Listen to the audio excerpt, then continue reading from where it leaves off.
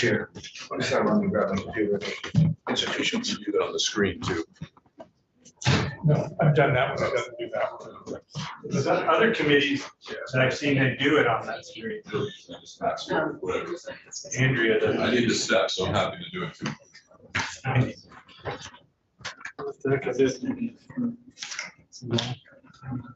We're on YouTube. You lost your committee. I'll let him know that. So you guys should hide eggs throughout the state house. Sorry. Register. Would you get some sleep at night? Working two jobs. We're in the candle at both ends of the wick. You see the 308, you see that? Okay, we are live this morning, and this is your Senate Transportation Committee, and it's my speech. And we're going to start our discussion or continue our discussion on the transportation bill, which came from the House, H479. Excuse me. So with that, Anthea is with us this morning, and we have Michelle is here. We're all here to go through the bill. Thank you for coming. Thank you for having me. So I believe that we left off Yeah, we're at just trying to figure out- section 11, We're going through the bill, right? Yeah. Yeah. and I will put it up on the screen Okay. as well, since you now have the as passed by version. So it has all of the fees and the positions have been removed and the small technical corrections that were made in floor amendment. Section 11, do we have, there's so many copies here, I don't know what the, do we have the latest copy in paper? No. Maybe we can refer to- I don't know, Mike, did you get them copies of H479 as passed by the House that has the fees in it? Yeah, they have. As introduced, that's what it is? Yeah. Okay, They that's need the to one. have the as passed by one at this point. I can send you a link to it. Oh, okay, so we have as introduced, so it's different than as passed. Yeah, I mean, that is fine until we get to the fees. And what I'm gonna say for the fees is, and Chris has a spreadsheet that shows them in a much easier to see way, but I think you probably do just, So we went through section 10, is that Purposes. correct? We're up that far? Yeah. I think we're on section 11, it says here, start here. yeah. So Mike, I'm gonna send this to you. If you could get them copies made, that would be great. That would be great. And then I will put it up on the screen so that everyone can see the same Got thing. so many bits and pieces, we'd like something that's just so we can follow. Can I go back? Yeah, go ahead. So the set, because we were talking about this yesterday in appropriation, the St. Albans, did we just leave that open because of? Okay. So what I have started your strike all amendment, and what I have for purposes of section 3 is I kept it in. Section 4, I kept it in exactly as it was. I have a check mark that you closed it off because either way you want to add the project to give them the flexibility to use the transportation buildings money for it. And then I added the rail trail connectivity grant language from the last version of the House T-bill before it was taken out as the next section. But what you're probably going to need to do is sort out section 3, whether or not the one-time appropriation, getting rid of them stays in. Section 4, I think you don't need to deal with anymore. And then if you want to add anything to the language for the rail trail connectivity grants with respect to the fact that there isn't a funding source for it now. It's there for now. And Mike, if you could send me the Zoom information, it wasn't in the calendar invite, that would be great. What are we doing with section 4? Section 4, I have saying just as it is, it's adding the St. Albans District Maintenance Facility to the White Book in the Transportation Buildings Program. It does not, in its current version, because I think you're still sorting out whether or not there's the money for the $3.5 million, which was going to be the capital fund operating money, which I think the name has changed. So they can move forward with the project, but it doesn't have that additional influx of $3.5 million. Michelle, anytime we get to an item, just Thank you. jump in, okay? So Thank you, we sir. can get it discussed and move on or whatever. All right, so we're back to where? 11? Yes, and I'm just waiting to, I'm in your committee room and I just need sharing access and I'll put the bill up so everyone's on the same page. But if you were looking at the as introduced version, you are going to be on page 14. Well, that was where we clicked it. Yeah.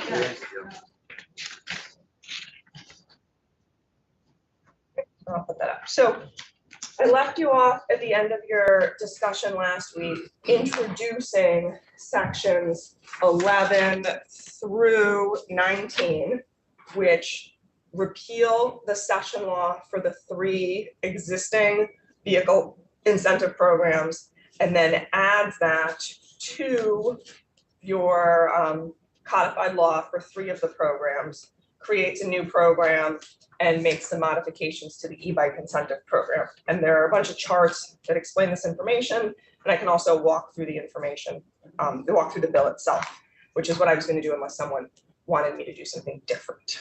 But essentially, we're taking the programs as they currently are defined.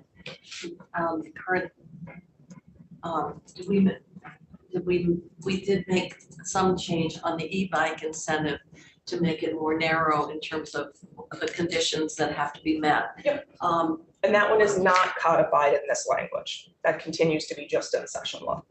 Well, should it be, I guess is my question. Why would we not include it? Or I just hate to get into such level of detail, but if the move is to codify this, why would we not keep it all in one place? And I don't have an opinion on it. I'm raising it.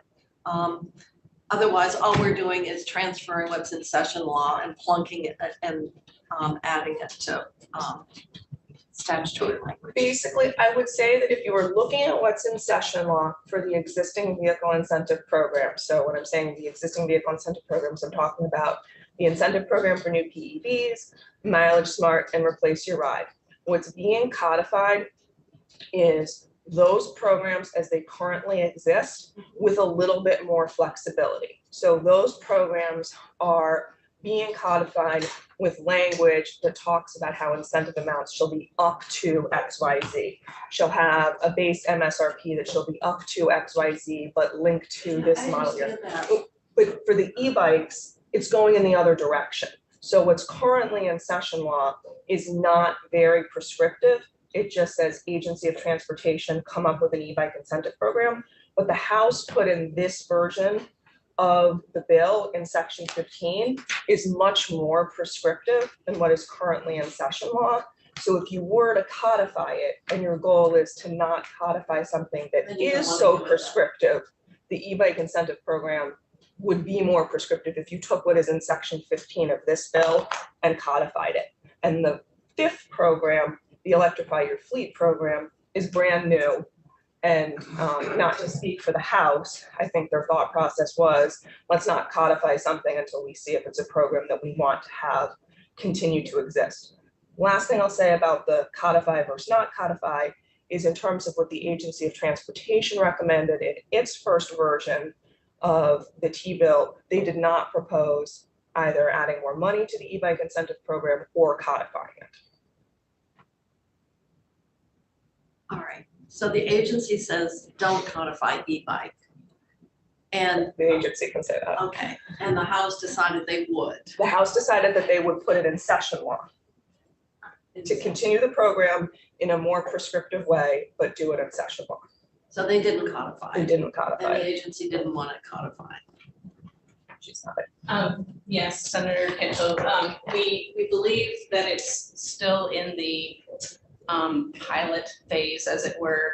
We're still gathering a lot of data about the effectiveness of the program. And I'm not arguing to do it, frankly. I think it's still kind of under development. And so my question is, I guess we love to put stuff in. Do we need that language in e-bike? We gave you the authority to design a program. Under that authority, could you have that as one of the parameters for eligibility, or do we need to articulate that in the bill? One change that the House Transportation language makes that the Agency of Transportation couldn't do on its own in its current iteration, the e-bike incentive program says that the incentives will be available to anyone who qualifies under any of the income eligibility program tiers for the incentive program for new PEVs. The House version has it just being the individuals with lower income that would be eligible for an e-bike incentive program. Aside from that, and possibly the expansion to include electric assisted cycles, I think the agency has enough authority now to make those changes. That's what you're. Yeah, and probably the e-cargo bike piece. I'd say that one's a little fuzzier. We get so in the weeds on some of this, which I appreciate what you're going to, but we were so good at just telling people what they're gonna do and just describing exactly how they're gonna do it when it's already working. I don't understand it sometimes, why we just think we gotta be so precise with telling people how to do their job. Well, again, I can't speak for the House, but the House's language does intentionally make changes to the e-bike incentive program. I think in an attempt to try and target the incentives to individuals with lower income who are actually going to use their electric bike as a replacement for taking a trip in a car, as opposed to going for a ride on the Lamoille Valley Rail Trail, just to use an example.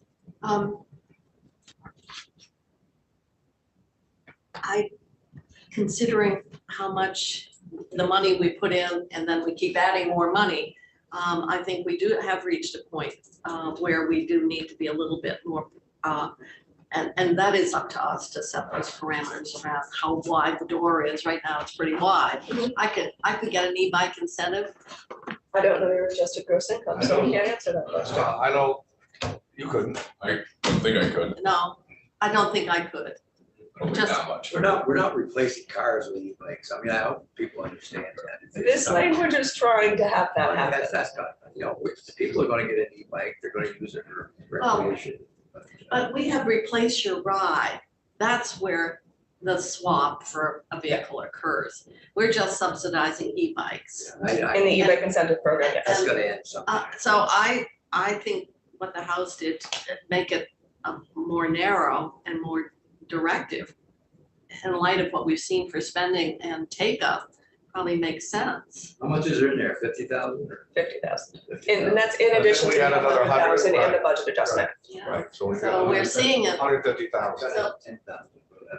Well, but if you want, or to control that spending, then you try to narrow and be more strategic about, or prescriptive about who's gonna get them, who's eligible for the benefit, and that's what the House did. Do you support the House language? Yeah. Okay.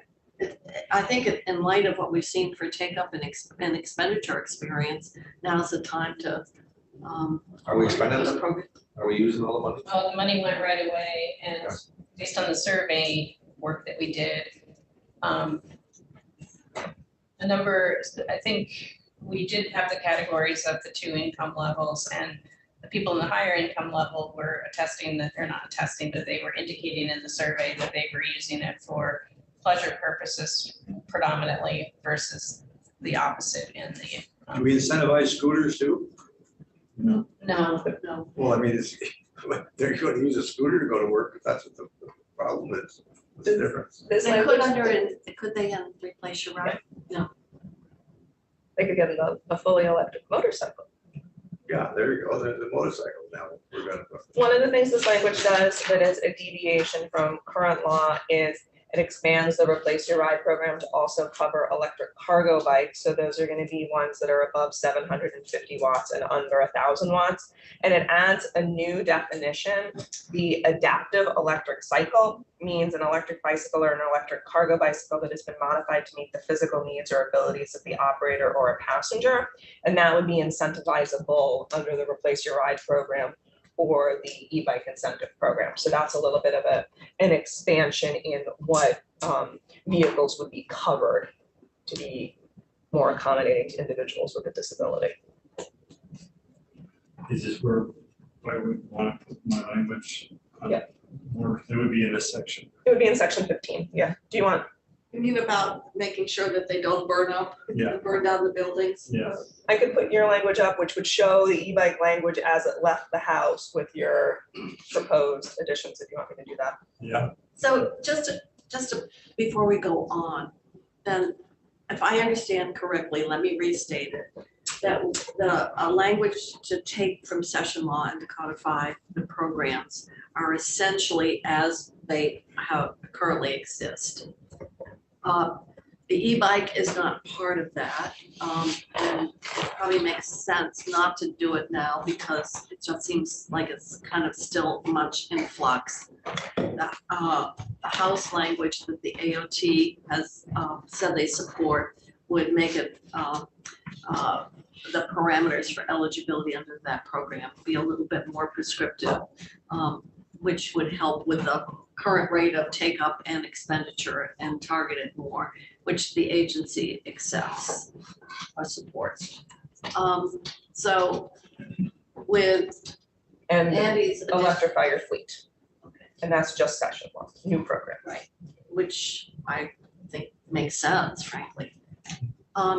So I guess we need to bring it to closure. I would agree that we codify the programs that have been done, keep e-bikes out, and the new program, electrify your fleet, out, and add the language that makes sure that we're purchasing, we're subsidizing the purchase of a vehicle that doesn't pose a safety and fire hazard. And that would mean we would concur with the House.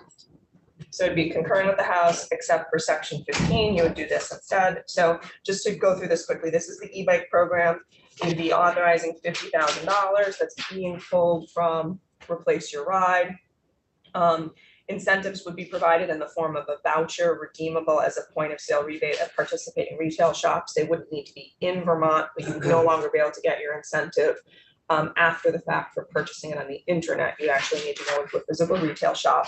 And vouchers would only be provided to applicants that self-certify to both A and B, that they meet the income eligibility requirements of the lower income for the incentive program What for is new that lower keys. It's, if you have your section by section summary, it has it in there, but it would be for an individual filing single under $60,000 or 60,000 or less for adjusted as gross income. Head of household, it would be 75,000 or less. Individual surviving spouse qualifying widower, 90,000 or less. Same for married jointly. Married separately would be 60,000 or less. But we're doing it based on a percentage of AGI, or are we actually prescribing them? You're actually prescribing the adjusted gross income cap ceiling. Under what section is that? So that would be in section 12, the addition of section 2902, and then the income eligibility amounts are in subdivision 2. What page do you want? I'm on page 16, starting at line 8. If you're in the appendix, I'm looking at the fold out chart that's going to be the bigger piece of paper. Your thumb was just on it. To the left, that's what is currently the income eligibility amounts. To the right is what the new ones would be. So let me ask, why I guess a lot of times we say it's a X% of AGI, or it is twice the federal poverty level. Are these gross income standards tied to a methodology? They're They're just, just there, we just created them. and they won't increase over time. I know, that's what I'm just wondering. Normally, in a lot of other areas, we're saying it's 80% of area median. That's income. what Mileage Smart is, for example. So why don't we use the same methodology? This was a decision that was made in 2019. They've been adjusted, I think at least once Which means before that you this. have to go in and adjust them upward.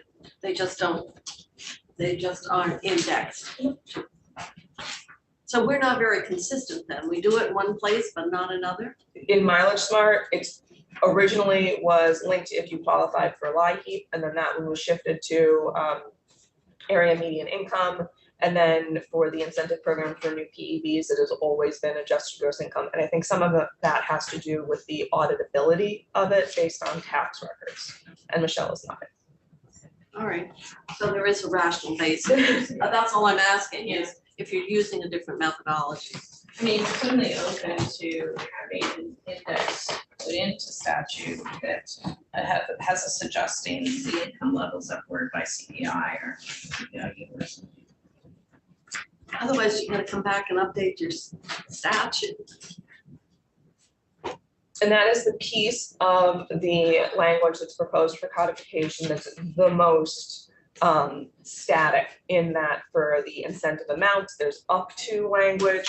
For the base MSRP, there's up to language benchmark to a particular model year.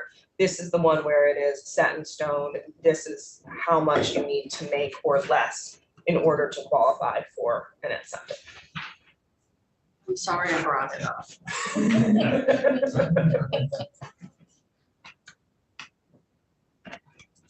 Well, we don't have a lot of money. I mean, over time, the value is gonna erode, so.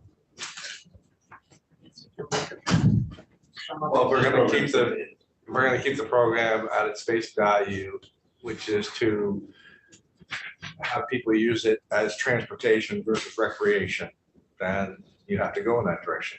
Well, this is This is. all of this is the incentive program for new PEVs and it's mileage smart. And because the e-bike incentive program is just tracking those incentive amounts. And those are the incentive programs that are currently administered by the Center for Sustainable Energy, not Capstone. So the 80% of area median income, that's a Capstone administration one. The other programs that have adjusted of gross income, vehicle or bike, are done by a different administrator.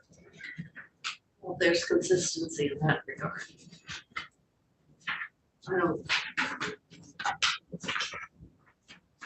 No changes to the adjusted income. Okay. It's always- So in terms of the self-certification, they need to self-certify as to meeting the lower income tier.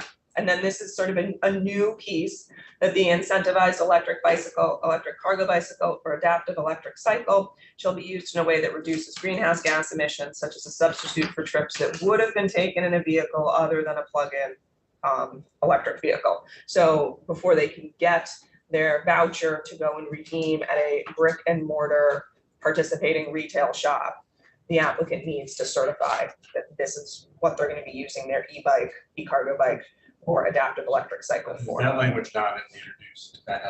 This is the introduced past version. The yellow is what you would be proposing. 151 million on paving, we don't have that much conversation, we're spending 50 grand on this. We got 20 pages on Language not controversial. Another area where it's getting more prescriptive is under the program as it currently exists. There are percentage amounts up to certain prices, which is how they calculate what the incentive amount is. You can see a chart on Drive Electric's website. This would be narrowing the bands of what is incentivizable based on the base MSRP. So the e-bike would need to be between $800 and $4,000. No Costco. So knocking out the potential for the lower priced e-bikes and also not incentivizing even a little bit the very expensive e-bikes. Those are over $4,000 Costco this morning. for electric. You can get them for less than $600. There's 3 different models. They're gonna raise it to $800 so you can get the. Yeah. would you have to weigh less than 100 pounds or something? No, I think they're actually, I see large people riding them all over town. You do? You wanna get some demonstrations, you wanna bring them in? Yeah, write it in, would you? Down the hallway, they don't work. We better start getting laws of the highway, we keep expanding it, I'll tell you, we're gonna be in trouble. The electric cargos bicycles would need to be less than $5,000, but there's no minimum there. And then for an adaptive electric cycle, much like you do not have a base MSRP ceiling, if an individual is going to be, has a disability placard, if someone was getting an adaptive electric cycle, there is no base MSRP ceiling on what can be incentivizable.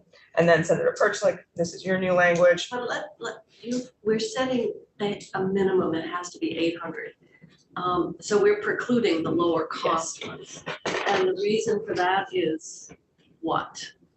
Because of reliability, because of utility, the way they can be used. In other words, are we actually driving up, paying, requiring a higher expenditure than by setting a minimum? I don't know. Well, the manufacturers build it for the whole country, they don't build it just for Vermont. My point is, we Right. say you have to cost at least 800. And if you can get a serviceable bike for 600, you won't qualify, if I read that. That is correct. That's my point. So why, where did the 800 and so, is it because Right. there's, a reliability record, or if you get with a cheaper one isn't gonna, the lifespan isn't as great? I'm just They're wondering, doing that on cars, I think, they're doing that on. no, it's, you set the maximum, you don't. Cars are Ours is because- the maximum. The cars are because of income sensitivity, but this is, I agree with you, Senator Kitchell, This is that setting where a did minimum. the 800 come from? So- Where, The 800 came from Representative Shaw working on this language with the Agency of Transportation. And maybe the Agency of Transportation can say why $800 made sense in this instance, or Representative Shaw. But it was an intentional choice on the part of the House to include The a issue minimum. is setting, it has to cost at least 800 or more. And the other ones are setting a cap on the Yes. overall cost. So I'm just wondering, from a policy and a fiscal basis, why we feel anything less than 800 should not, or is it simply because you should be able to fund it yourself? I'm just wondering, What's the, What- what's the budget? Yeah, I forgot. The amount? yeah, what's the It's amount? not set in the program. The agency currently does it through a percentage with a cap out. And I expect that they would do something similar there, but I can pull up the And current. that's what I thought with the percentage with cap out, you don't need a minimum or, I mean, I guess you could set minimums, you're not giving somebody an incentive on a $150 bike. I can tell you theories as to why they set a minimum, but you might just want to ask Representative Shaw or the agency. It's a very valid point. I mean, just to beat the dead horse of Costco, this is a $549 bike that can support up to 265 pounds, and it's in the commuter class. And so why are we not, this, for people with low incomes, this is going to be attractive to them. And right now with this language, they would not get any incentive or discount on to a person with low income, a large expenditure. So this $800 seems arbitrary, and I don't see a justification Can for it. we ask Michelle? Sure. You can ask me, but I won't be able to answer, and I've been desperately trying to get more background. Because it is 50%. Patrick Mercer. So I will tell you that under the current iteration of the e-bike incentive program, what they decided through their programmatic guidelines was that if it cost less than $800, it would be 50% of sale price for 30% of sale price. If it was more than $800, then it would just be a flat $400 incentive amount for the lower income. For the higher income, it would be a flat $250 incentive amount. So if you think about the fact that we're now deleting the bottom portion of the chart, so it's just the top part, $800 exists somewhere in their program guidelines currently, but it's not a floor. It's a ceiling for 50% or $400 for separate less. well, I think, As long as it can meet the UL thing, then I don't think we need a floor. I don't either. It could just drive up the cost, I mean, Well, it is. of the again, purchase. If again, we're looking at a face value, it's to get people to drive, and that might, if it's the only way they can afford to get someplace, then why do we put a cap on it? Well, a minimum. A minimum, right? Because that, if that's a serviceable bike, it's got good utility and you can get it for 500 and some odd dollars. What is the to exclude it? Which this would How much say, is the rebate of $500, like? So I don't know how the agency would administer the program going forward, but under the current iteration, it would be for the lower income individuals, 50%, since it's under $800, so it would be like $275. Wow, that's a lot of money to get. well, but the other would be 400, it's up 400.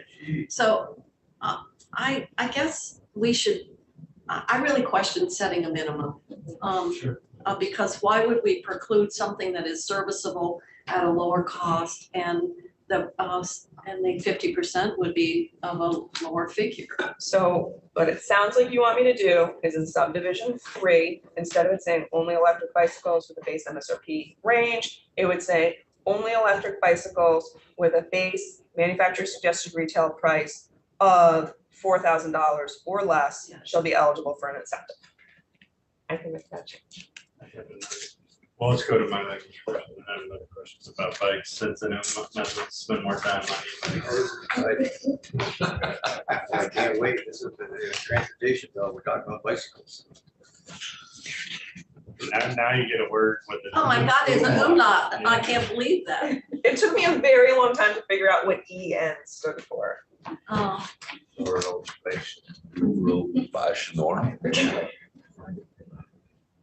yeah, it must be a special command, right? Because just your regular, like cafe, will put it, Put an accent on the something, yeah. yeah. So do they have a lot of bikes that don't have the sticker on them and stuff? That's my understanding, yeah, that, like, especially if you're just buying them off the internet, you can get these ones that aren't, they haven't gone through certification. It's all cheaper. People just bring Yeah, it so they don't import pay it. that price of having that certification, that study. Often made in China or It's something like, like that. it's like having the UL Yeah. on a Right, yeah, electrical so Good appliance. idea to have that on there. And my understanding is New York City is requiring this, some other places are starting to require these standards. For safety.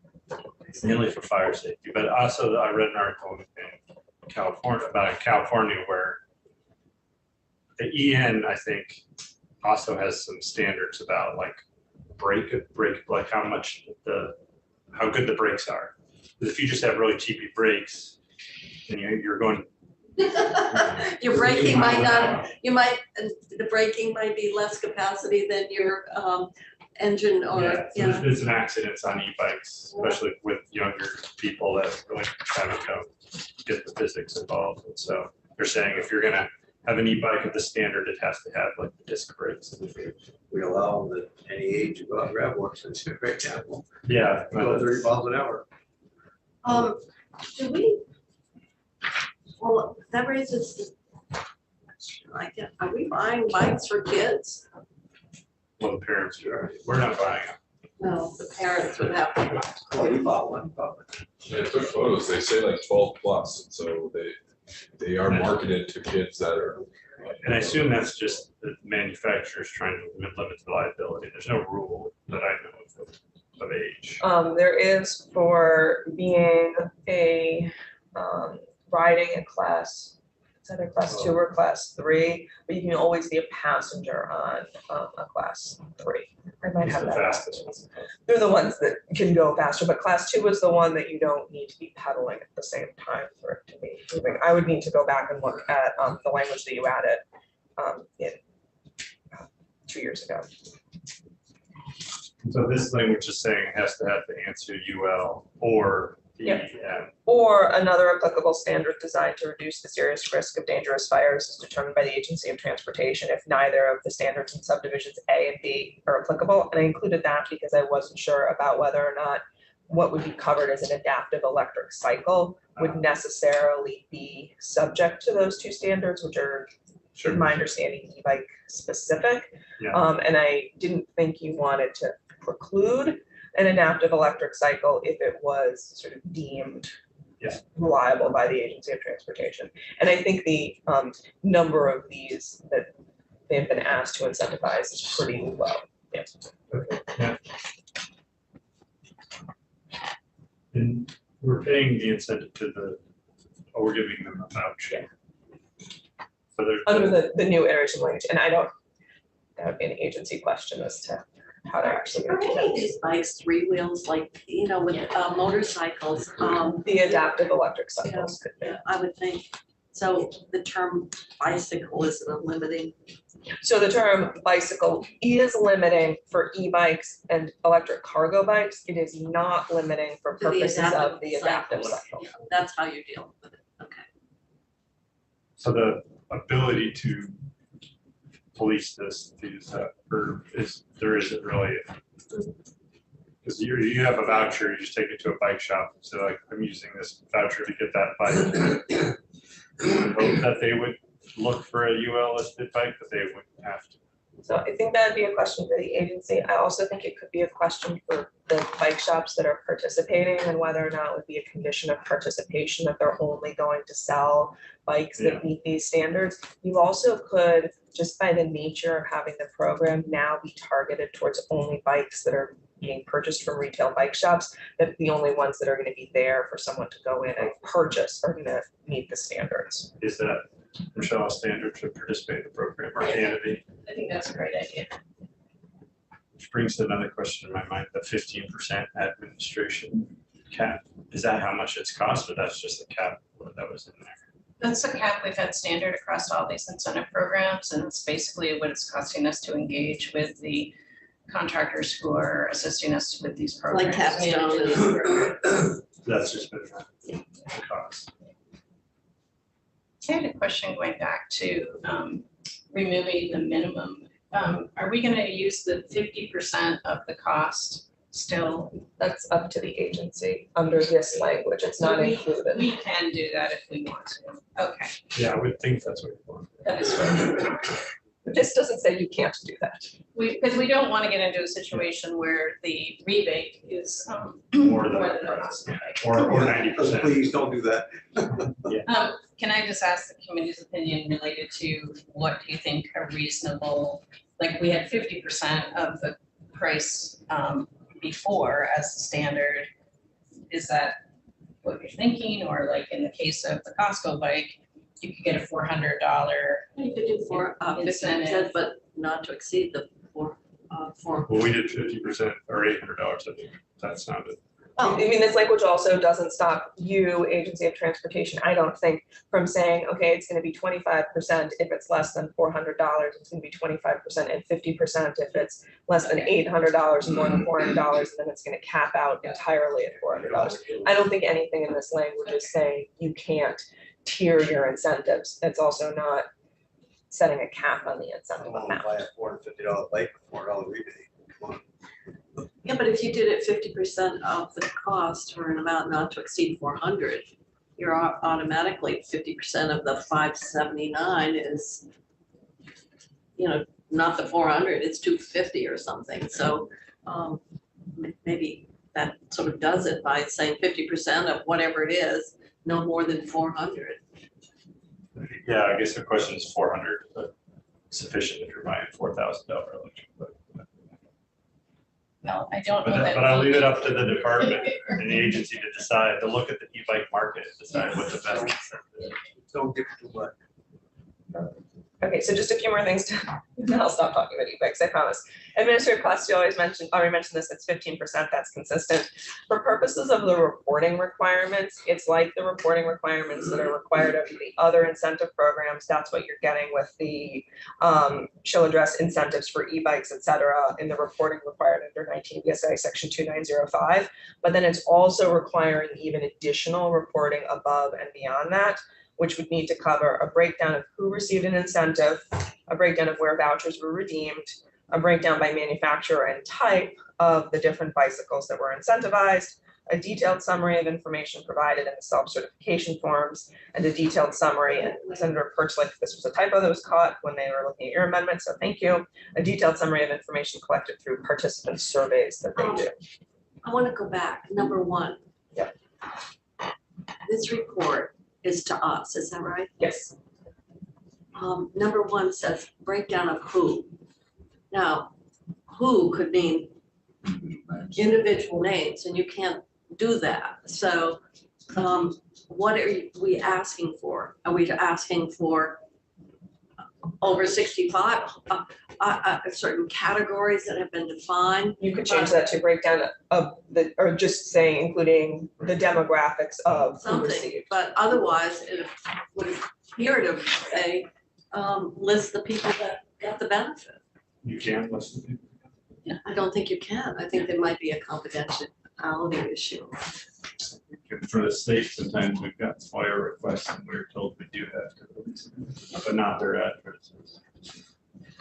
In a few years that we've had FOIA requests about. I don't know, I can see people going through and saying, oh, well, Tom Chittenden, you know, Right. somebody- Public money. we don't, there are confidentiality rules. I don't think Public Service Department would be releasing the names of the ratepayers that got, you know, utility assistance, would they? And in real estate, we have problems with people getting prebates on their tax bill and showing that information as well. So, yeah, it's very sensitive. Yeah, tax information particularly, so, anyway, I don't think we want to have names of individuals, so if we can rewrite number 1. Yep, I'll change it to a breakdown of the demographics of who received an incentive under the e-bike Tom, did you have incentive. to get insurance separate for your daughter? To go over there under your homeowner's insurance. Yeah, I never even asked, just bought the Probably bike, used it. I haven't re-upped on my insurance, but usually they have a questionnaire and I don't recall ever being asked if I have an e-bike. I get asked if I have a dog, if I have fences. Yeah, that'll be an issue in the future because, it's gonna be, I would imagine, because car insurance, you have to have. Well, you're on roadways. You know, it's funny though, they say the car insurance, you have to have insurance. Inspection stations now do not have to verify they have insurance. That's no longer, It's not required. Mine always asks me, they don't, won't do it if they don't have it's not the. required anymore. Were they required to do proof of insurance? They're all required.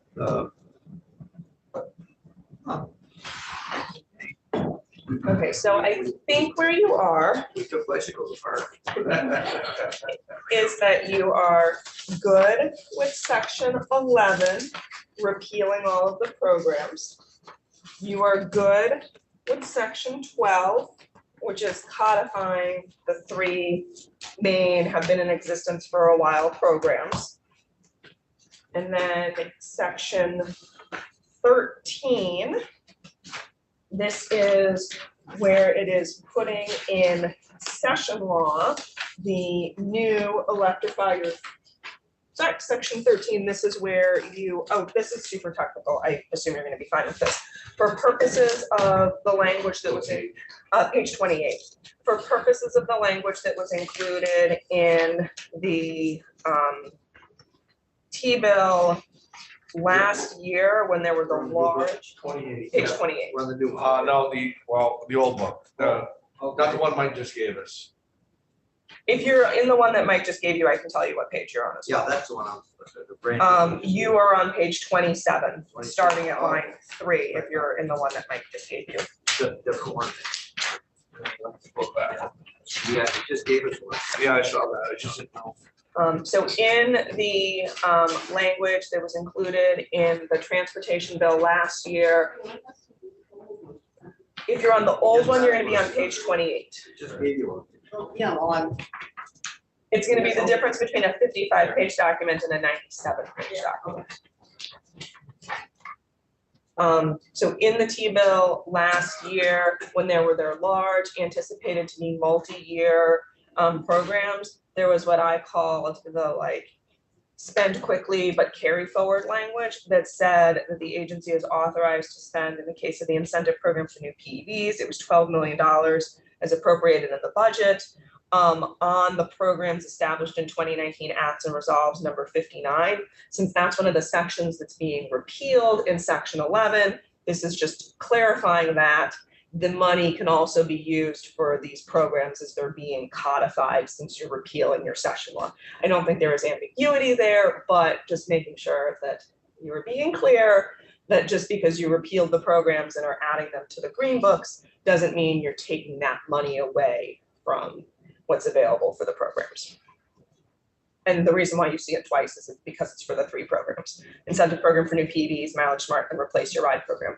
What I did in the summary section that you'll see in your strike all amendment for the T-bill is I asked the agency to provide estimates of what's going to be remaining in those pots of money. So you'll see those numbers in section 2.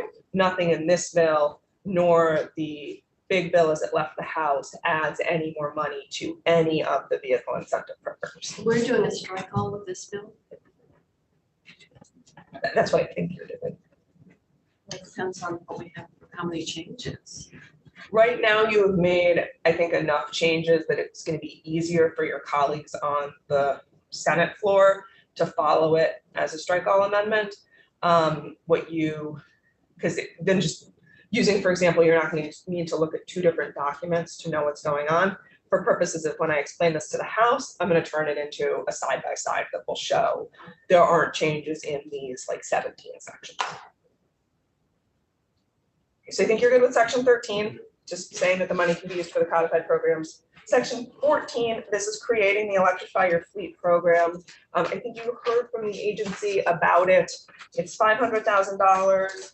It would be available for municipalities and other entities that are registered in Vermont that maintain a fleet. They could get $2,500 purchase and lease incentives for a number of different incentivized items. They are all listed on page 29. Battery electric vehicles, this is not it's split for the plug-in electric vehicle, for the plug-in hybrids and the battery electric. So for battery electric, it would be up to $60,000. For the plug-in hybrid electrics, they would need to have an electric range of 20 miles or greater with a base MSRP of $60,000 or less. Electric cargo bicycles, that would tap out at $6,000 or less. Adaptive electric cycles with any base MSRP. Electric motorcycles would tap out with a base MSRP of $30,000. And electric snowmobiles with a base MSRP of $20,000. There would need to be a required showing that the incentive will be used to electrify the applicant's motor vehicle fleet, but there's no swap requirement as there is in the Replace Your Ride program. And this was recommended by the agency. Who has fleets of snowmobiles? Ski resorts. And maybe some hotels. Ski resorts. No golf carts. Oh, so Yeah, could they electrify their golf carts too? they are already. Already. Well, some are natural gas, I don't know where, I don't know if it's Vermont. Natural gas. Okay, Oh, really? And then the other language is very similar. You've got administrative costs up to 15% required to do outreach and marketing. And the same reporting requirements for the codified programs would apply to the Electrify Your Fleet program. So I think this is the part that you're interested in, what is incentivized.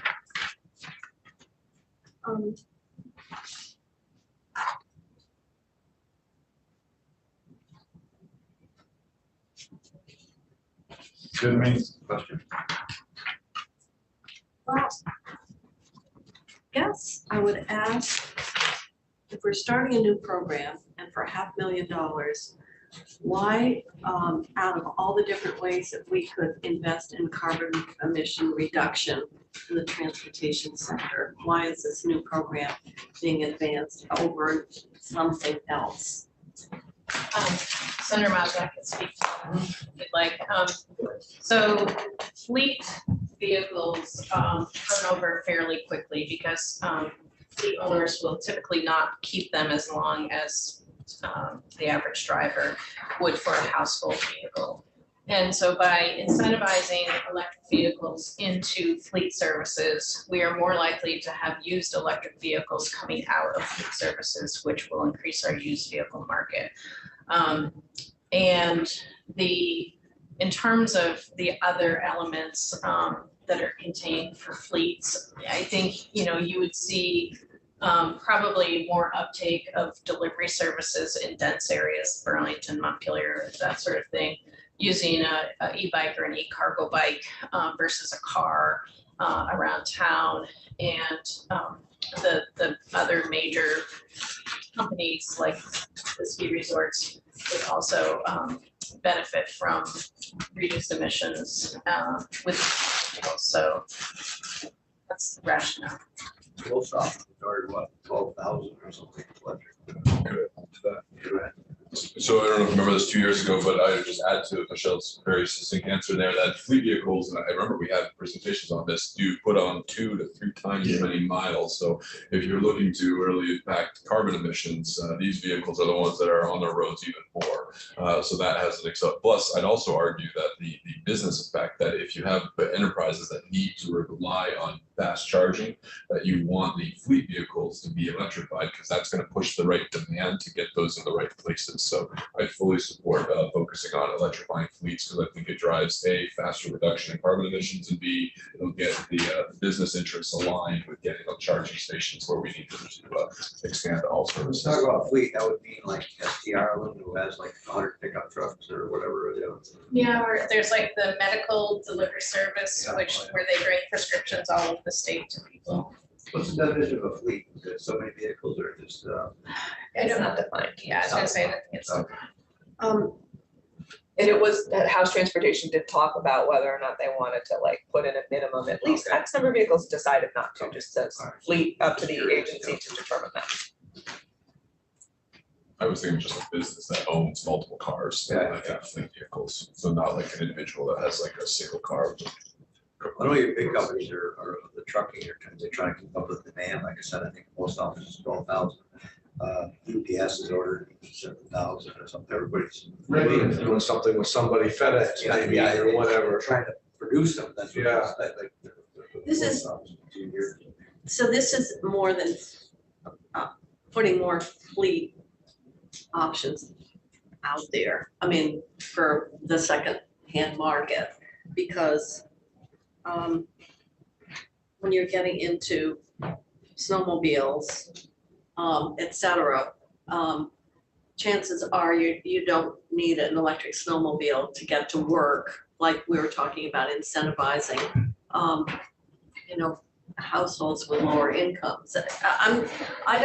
I don't mean to say I'm opposed to this. I'm just saying, when you start up a new program, the question becomes one of why are we starting a new expansion, and relative to, the other areas of spending, whether it's, more on the network, for example, of charging stations, or providing greater incentives for, people that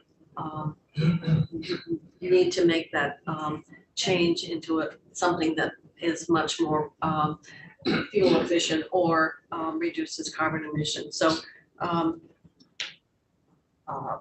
So this is fairly broad in terms of it's just a general incentive, really. That's what it is, because obviously it could go to the highest profitable companies that we've got around here, as long as they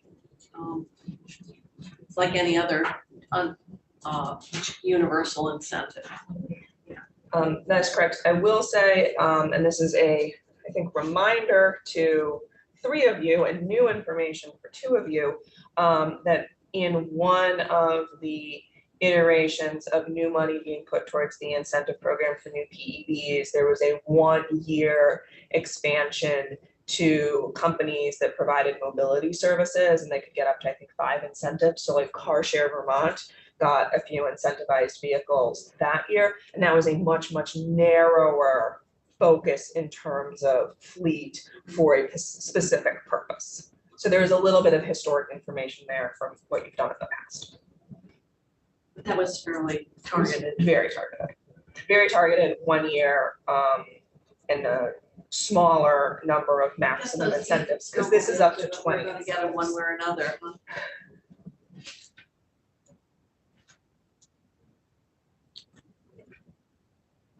They do have those that are on the market today, just snowmobiles. Yeah, they do. Some made just over the border. It's 20,000. You can buy one for that. It's about 15 to 20. Electric one? That's not much different than a Regular. regular one. $20,000. Yeah. You gotta make sure you More than that. make sure you get to the destination before you run out of electricity. You gotta have plug-ins along the way. These gasoline people, So section Okay. 14, Okay, you good with it? sure, let's go. So is there a report? I hate to ask for report. Yeah, Yeah, of course, there's there's a report. reporting. Yeah, and it's part of the general report that's required for all of the incentive programs. Because it'd be very interesting to see the nature of, you know, how many ski resorts are getting. Or the nature of the business. Okay, so section 15 you talked about already. I'm gonna use Senator Perchik's language with the modifications that we discussed, which is getting rid of the floor for electric bikes and changing it to be the demographics of, not the breakdown of. I have copies of Senator Perchik's language. I'm not gonna hand it out since you know they're making changes and I just don't wanna confuse you with what you have. Section 16, this allows, and this is gonna be on page 32 of the new document. Section 16 gives the agency the authority to, before the close of this fiscal year, so section 16 takes effect on passage, to make the modification in the program to limit the income eligibility to be consistent with the modifications in section 15. Because one of the few things that actually was included in session law was saying that the incentives would be available to anyone who qualified for either of the income eligibility tiers. So this allows the agency to make modifications to the program after passage and before July 1 of 2023.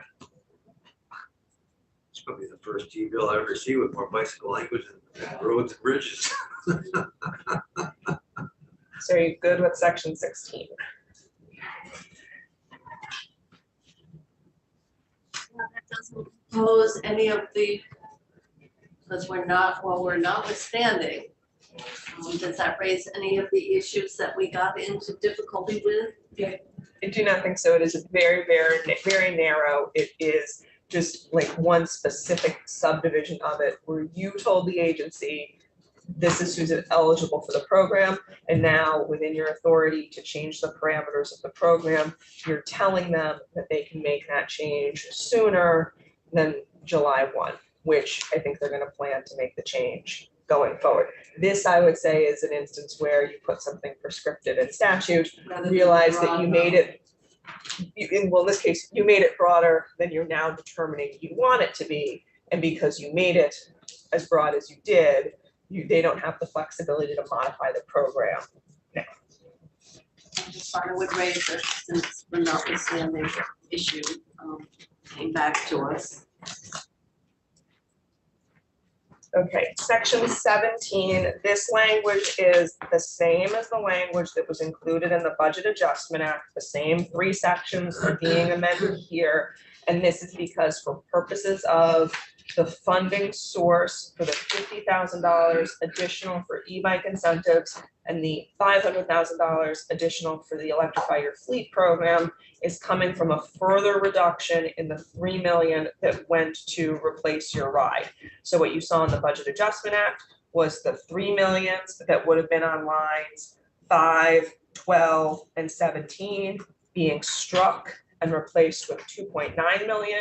This is now striking that 2.9 million and replacing it with $2,350,000. And if you're doing your math, it's 3 million minus 100,000. That was the first pull for e-bikes, minus 50,000, second pull for e-bikes, minus 500,000 for Electrify Your Fleet. So why didn't the governor's budget or their supporting, and that was their proposal on the fleet, why didn't they do that as part of the original bill? Of the Budget Adjustment Act? Well, or even of this, why wasn't? So it was. It was? This is having to go back to last year's T-bill. But this is, okay,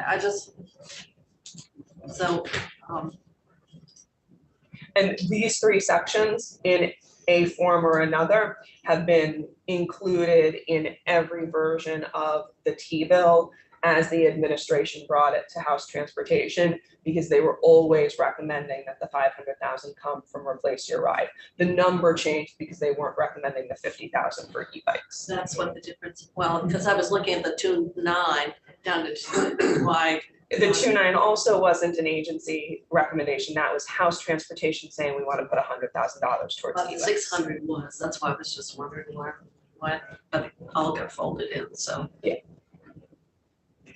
And I think Chris has a little chart in the fiscal note. Doesn't matter who's gonna get into that. So we have a fiscal note on the bill that's passed by the House. Did you send it?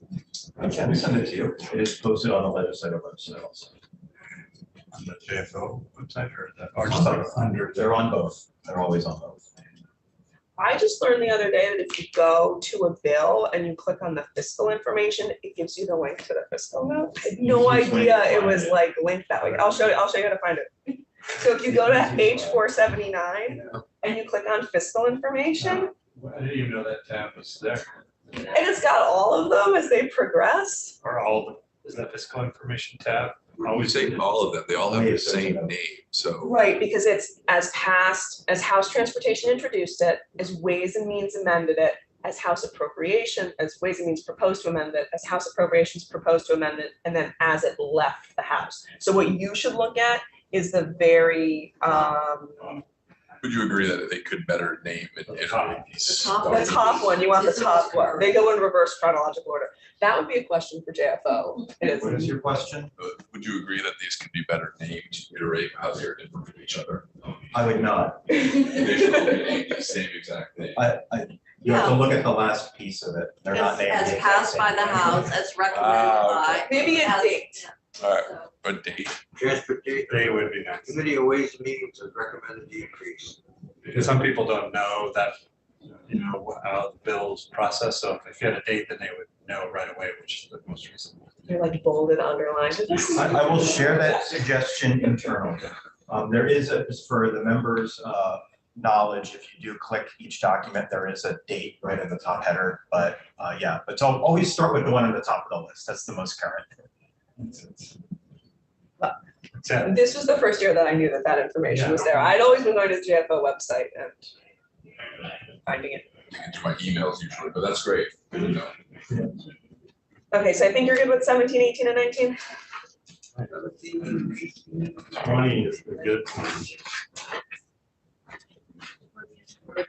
Now we're getting into mileage-based user fee. Oh, boy, here we go.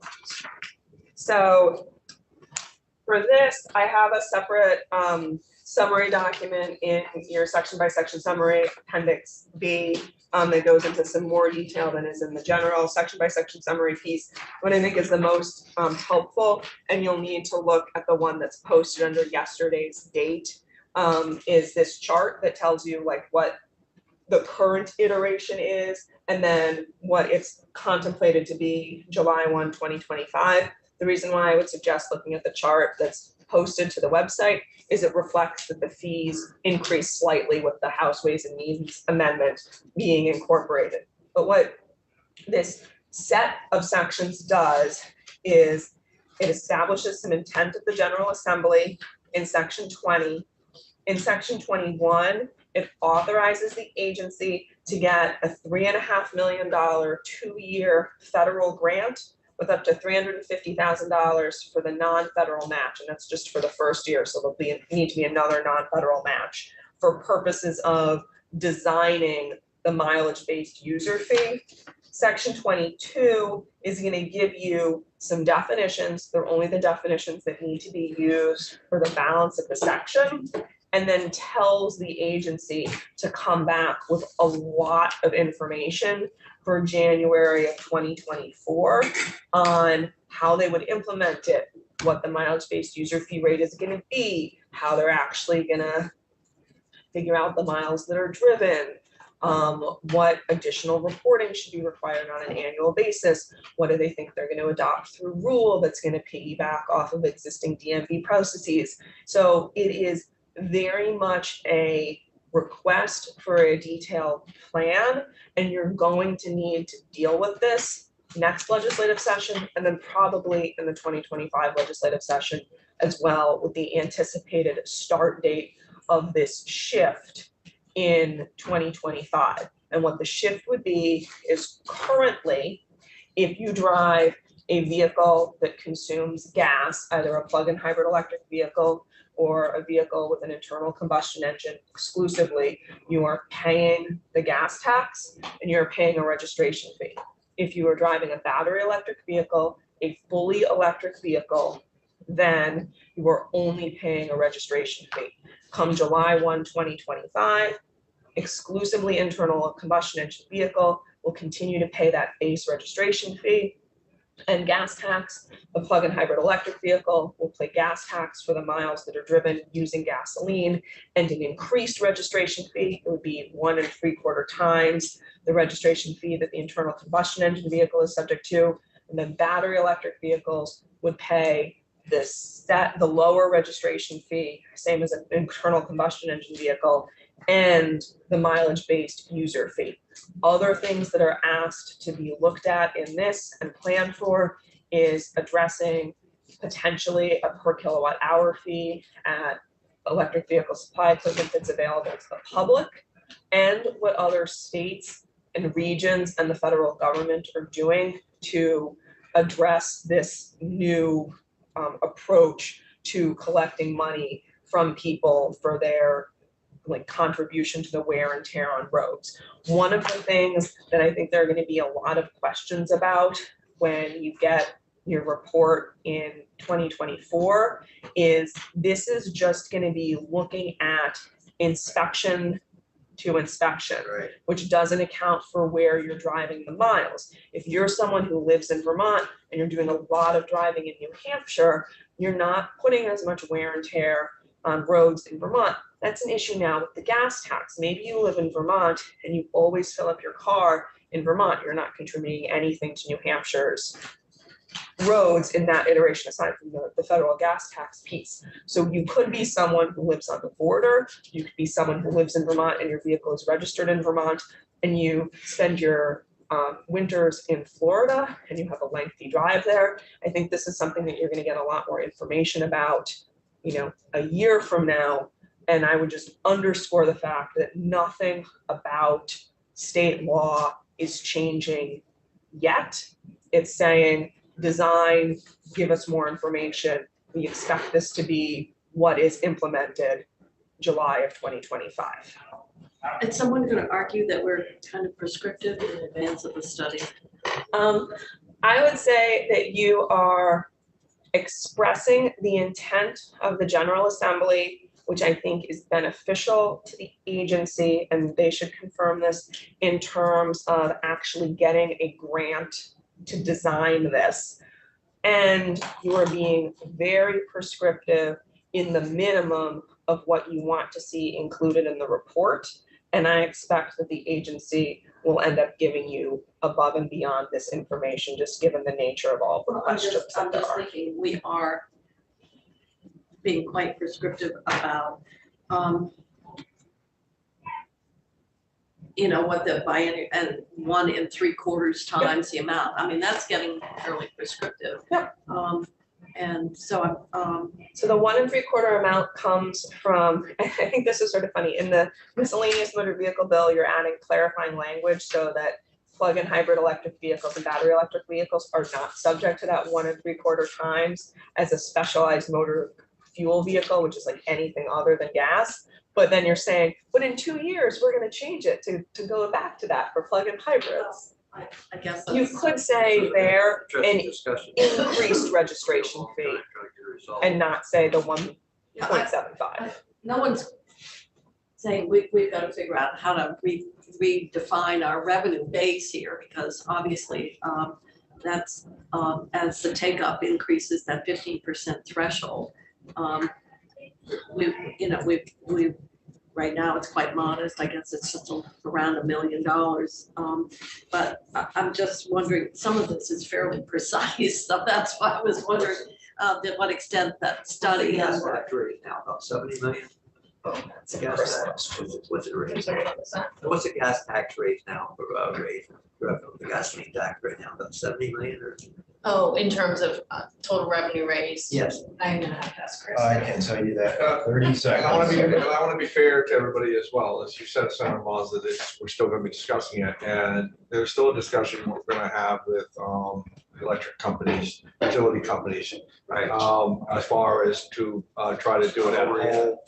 And I was just waiting for the car manufacturers to have a position on it before we called everybody together to have that Yeah, discussion. they want to kind of talk to us now, they got the lobby as well. I think they're coming in What's that? tomorrow. Senator, for the current fiscal year, the gasoline tax and assessment is projected to bring in 74.2 million. And the tip gas assessment is projected to bring in an additional 19.8 million. It's almost on. Yes. I agree. I think 1.75 is just too prescriptive. I'd love it to be a little more either open-ended or somewhat calculated based on what the average consumer usually would pay the gas tax each year, and then prorate that on how much a plug-in hybrid would proportionally on some Maybe sort of that's what estimate. it does. That's what That it does. That's where it already. came from. That's sort of where they're calculating. But what if, to not be prescriptive at the outset, to say in section 20 subdivision 2, which is going to be on page 34, to start subjecting plug-in hybrid electric vehicles, PHEVs, that are a pleasure car to an increased annual or biennial registration fee, Not- starting on and July not 1, prescribe 2025. what it is. Yep. That's the point. Another question. So on this intent language, number 3, I am interpreting, and since I think intent is important, the way number 3 on line 13 is phrased, I almost can see a way to interpret that we would want, or that our intent is to not charge Vermont registered cars with a direct level 3 charger. I just wonder if there is an interpretation there, because that is not my intent. My intent is if you plug in at one of these fast chargers because you're traveling out of town, regardless of whether or not you have a Vermont plate, you are using public infrastructure just like a gas tank, and you should pay a fee. That's where the electricity comes in. Yeah, that's where they come in. They're the ones that can I control. mean, and that's, I think that these car manufacturers have a lot of responsibilities as we push to electrify our fleets to give us a hand and helping us in such a way. And I think when those folks come in tomorrow, they're gonna say, listen, no, we don't want anything. You guys figure out how you're gonna collect that money. But they got the technology amongst all of them to make this a lot easier than what we're proposing. And How many states are going, They just how many do. states have the gas taxes?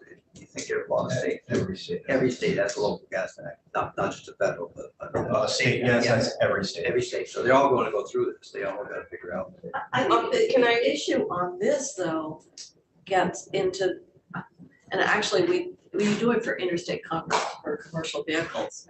And I guess the question is, the extent to which you want to attempt to, and you've got the same problem where you fill up your tank, and that is, limiting your charge to the vehicle's miles traveled in Vermont as opposed to New Hampshire, or if you live on the border, Massachusetts. And the complexity that takes. Obviously, we've got a less than perfect system now with the gas tax. So, I guess on the other hand, if people are coming here and spending 2 weeks in Vermont on vacation, they are buying gas in Vermont. 25% of your revenue. and they're charging their cars at home or at the place that they're staying, and we're not going to capture that Well- in this current standard of what we're doing. Well, so, That would be a different than a public charging station. That would be something that they get either with the rental or resorts. Or their second homes, Yeah, because a pile of them are buying second homes, as I can attest. well, but then that gets into Well, what this is you gonna need be a for lot of technology. This isn't gonna be easy. yeah, there's a lot going on here. So, to Senator Chittenden's comment, I'm going to raise to you the fact that if you are collecting it from Vermonters, they would be double paying because there's the inspection to inspection charge, and then there would be the use of level 3 charger. I don't know how you would determine if it's a Vermont registered car, when it's being plugged into a charging station. I think that's something that would need to be worked out, but for the sake of being less prescriptive in the language, thoughts on striking out that are not, and this is on lines 15 and 16, that are not registered in Vermont but utilize highways in Vermont. So we would just read, to work towards collecting a fee on kilowatt hours that are dispensed through certain electric vehicle supply equipment available to the public so as to supplant lost gas tax revenue from PEBs. End of subdivision. Senator Kitchell, to your comment, it is something that other states are certainly grappling with and maybe approaching in a different way. I'm going to use Oregon as my example there with the little fobs that plug in, and you either have a choice to have it like be GPS utilized or not, and that is taking advantage of the ability through GPS to track where miles are driven. You then have a little bit of a sort of, you know, does the government really need to know where I'm driving my car, privacy piece. And then Senator Ingalls, to what you're saying is, this is like more than 2 years off, and it could be that somewhere between now and then, vehicles will have some sort of internal way of determining it, Right. and it's not tracked. I know that you are getting more testimony on this this session in the next couple of days. And again, I'm going to go back to, this isn't changing the law yet. Right. And I think all of you are raising all of the questions that you're going to try and have answers to in the next 2 years. And maybe not will, and maybe you won't have answers 2 years from now. You're more likely to have answers I than you don't will. have a problem with anything that we're proposing in here. Other than the, not even, I mean, I, as you said, Anthea, it is gonna be an ongoing conversation, and I'm just being respectful to the committee that there's gonna be more discussions that are going to involve auto manufacturers and electric companies and where their role can be played. I just think, Electric tax, or then we give us back the money or something. I just think there's a, Yes. So we've had letters from different entities. Obviously, the 15%, that's being respected. That's been the rollout, sort of the threshold. But who's gonna be at the table and whose thoughts are gonna be included in this study. So does this language give that assurances? So what I would point out, Senator Kitchell, is that this language is doing two things. It's telling the agency to go and design the system where we collect the odometer-based readings as a starting point for beginning to move towards the collection of a fee. It's also asking us to come back and work towards how we would collect at a public level. Did the first analysis that sort of moved us into the odometer-based collection system. We did have a lot of stakeholders and public meetings, et cetera, and a fair amount of advertising about that effort. So if somebody was excluded, Because they didn't take the invitation? we were pretty broad in our outreach. So we certainly would, for the section 3, which you were just discussing on the kilowatt hour at the public locations, we would continue to have that broad engagement. In terms of the design of the odometer-based system, we are going to have various technical stakeholders involved, as well as a potential advisory committee, just in terms of, you know, all right, here's what we're getting for a recommendation from our consultant. What do you think? So it's kind of two different projects in essence. And I do agree with Senator Chittenden's language revision that Anthea pointed out, because I think the public charging realm, as you pointed out, Senator Kitchell, is something that we just don't know yet how we're not going to double charge people. And we may end up coming back with a recommendation down the road that the Oregon type system where you could opt in to have the electronic device is the only way we're going to be able to solve that. We had originally thought that that was the direction we were going to go. But the cost for working with the third party that would need to administer it was about 10 times what it would take for us to use our existing DMV systems. And the number of vehicles and the amount of replacement tax you would be collecting is so small at this point, it didn't seem like the timing was right. So that's where we ended up. I just want to append something that I've already had to say multiple times at constituent meetings and legislative forums, that what you just said, I completely agree with. When we talk about collecting that vehicle miles traveled based on odometer readings, we simultaneously, as a politician, trying to communicate this is just for all entirely plug-in vehicles. So Yeah. our intent is just for entirely plug-in vehicles. We're not talking about the hybrids nor the gas. So that's just something I have to So say. I will say that language is in subdivision 2, what you have up there, lines 11 and 12, and that PHEVs shall not be subject to a mileage-based user fee. Which I'm good with the language, I just have to keep saying that.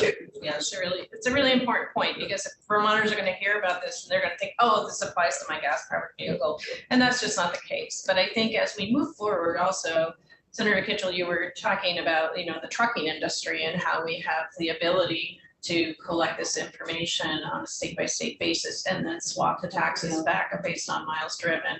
So I Maybe imagine out in the future. that federal system will probably have to address it in that manner. And I'm honestly hoping the feds come to a solution before we have to. Okay, we are going to take a 15 minute break. That would be, Yeah. So, we'll get back together in 15 minutes.